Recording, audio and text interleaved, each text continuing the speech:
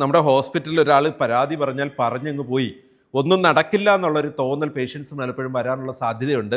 അതുകൊണ്ട് തന്നെ നമ്മൾ ഈ കംപ്ലൈൻറ്റ് അല്ലെ ഫീഡ്ബാക്ക് കിട്ടിക്കഴിഞ്ഞിട്ട് അതുമായിട്ട് ബന്ധപ്പെട്ട കാര്യങ്ങളുടെ ഡിസ്കഷനിൽ ആ പേഷ്യൻറ്റിനെയോ ബൈസ്റ്റാൻഡർ ബന്ധുമിത്രാദികളെയോ ഇൻവോൾവ് ചെയ്യിപ്പിക്കുന്നത് നല്ലതാണ്.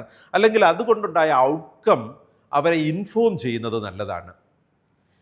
അല്ലെങ്കിൽ അവർക്ക് ഇതെന്ത് സംഭവിച്ചു പിന്നീട് എന്നത് അറിയാതെ പോകും എന്നതുകൊണ്ട് നമുക്ക് ഇതിൻ്റെ ഒരു റെസൊല്യൂഷൻ ജി ഹെൽത്തിൽ തന്നെ അവർക്ക് വിസിബിളായിട്ട് കൊടുക്കാനുള്ള സാധ്യതയുണ്ട്.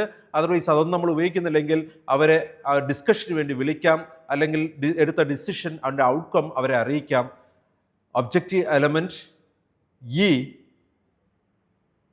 കമ്മിറ്റ്മെൻ്റ് ആണ്. 7E feedback and complaints are reviewed or analysed within a defined time frame.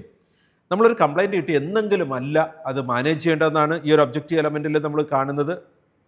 ഈ ഒരു ഒബ്ജക്റ്റീവ് എലമെൻ്റ് ഏറ്റവും പ്രധാനപ്പെട്ട ഒരു ഇൻഫർമേഷൻ അതൊരു ടൈം ഫ്രെയിമിലാണ് നമ്മൾ ഈ കാര്യങ്ങളെ ഹാൻഡിൽ ചെയ്യേണ്ടത് എന്നതാണ്.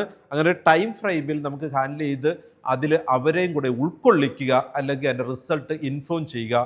Patient rights and education 7th standard 5th objective element.